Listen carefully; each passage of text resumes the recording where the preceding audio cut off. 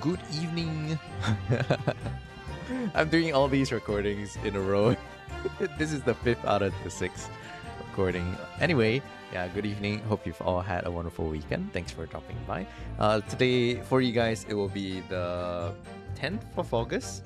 Yeah, for me, it's still the 27th of July, so I'm like 2 weeks behind you guys. 2 weeks, yeah, behind you guys. Hope that you've all had a great weekend. What did you do on the weekend? Please share with me. Let me know in the comments, or you can share with me on the Discord server as well. Now we're gonna continue with the cross-examination over here. So lots of things to pick apart. We have quite a few statements. Don't know where to start with this one, honestly. So we're just gonna press all the statements first and see what we can come up with. Hold it! Yeah. Thanks for dropping by today too. This is this Monday, like today, that the day that you're watching this on, will be the last week of my, like having to go back to the army. So be back soon.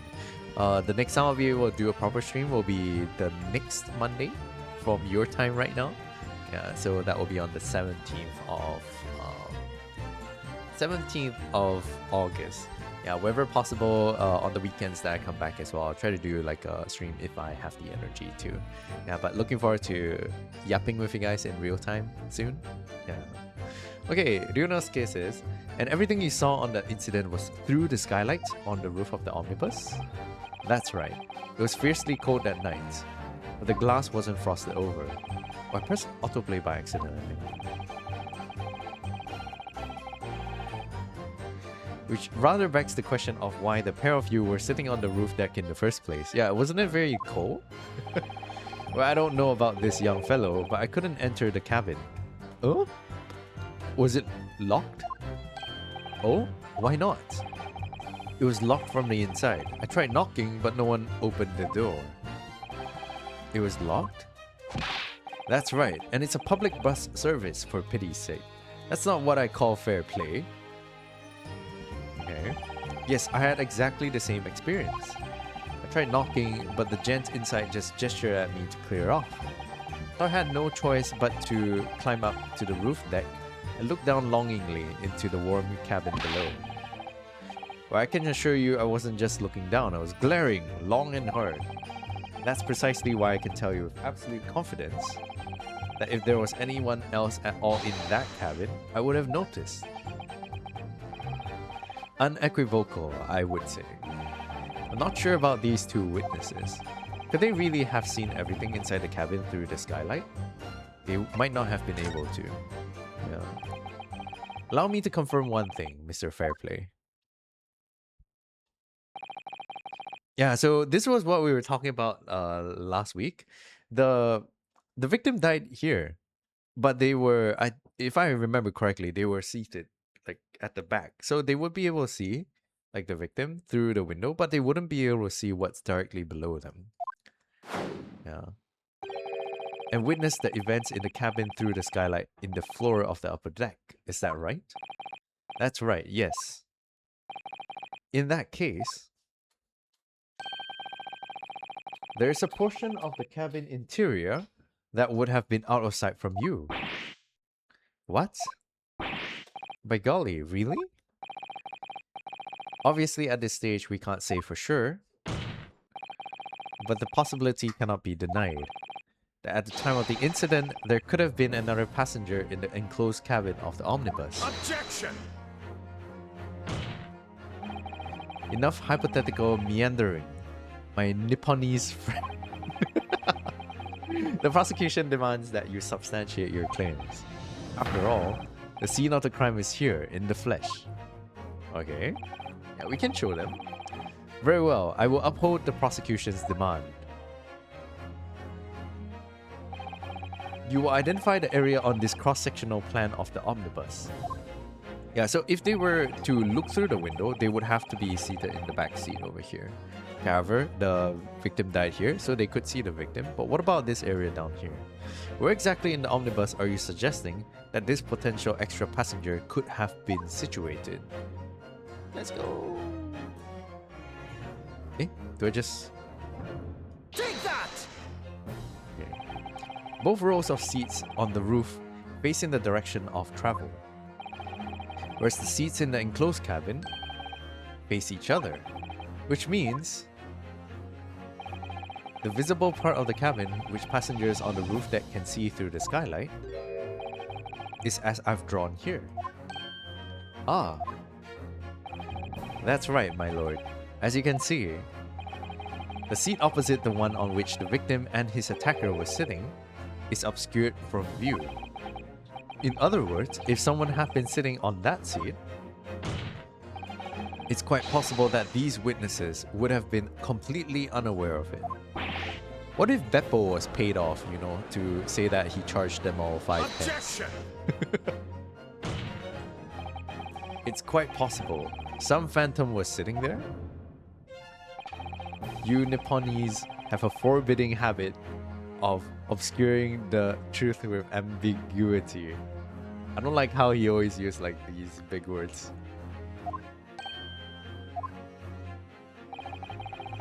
I concur with the prosecution's rejoinder. In a British court of law, evidence is paramount. I cannot entertain this conjecture, counsel. That is, unless you're able to put a name to this mysterious passenger to whom you allude. Can you, Mr. Naruhodo? Who would it be, though? What if it was Beppo himself? No, I don't think that works. He has to be driving the omnibus, right? I honestly don't know. Who could it have been? Who could have been in the other seat, which was out of sight from the witnesses on the roof deck? Okay, I need to take a look at the court record for this one, because I don't know what is happening. Are there any other names in there?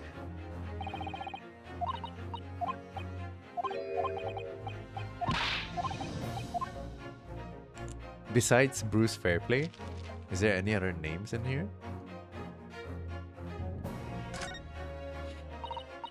Any names we can use?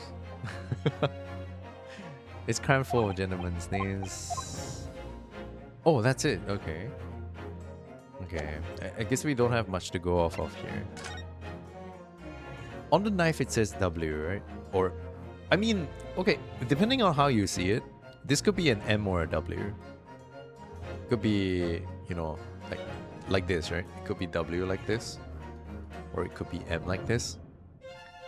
Yeah. So it would have to have been someone with an M in their name. Or an M in their initial. Ben's leather gloves. Yeah. We can take a look at the people. Susato Mikotoba. Male Strongheart. Who is this? Lord Chief Justice. Magnus McGilded. Oh, so yeah, this is our defendant. His name starts with M, right? So we would be looking for someone who starts with W then. Price fired Mason. Yeah, so this is the victim who died. Beppo. Beppo is 62. Lay the first. Who else has M in their name? We don't have a W here. Male Strongheart?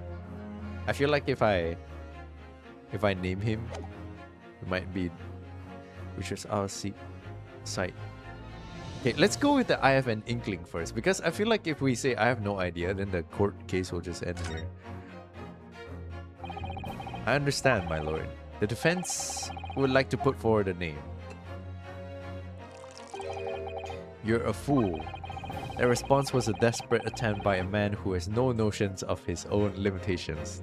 That's true, because I also don't know.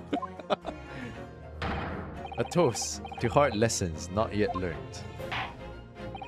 Let's not delay, counsel. The defense is still to name the passenger in the other seat.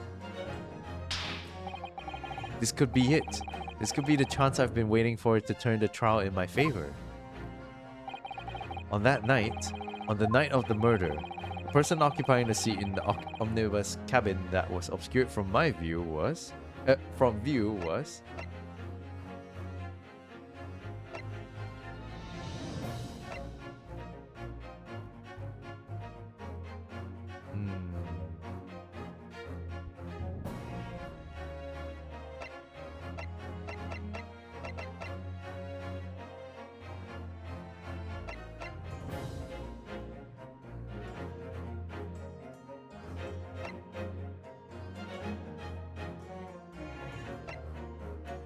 Wouldn't it have to have been? It's still a defendant, right? In the other seat. I really feel like this is not a case of murder, but a case of self off, if you get what I mean. Yeah, because this guy's name starts with M as well.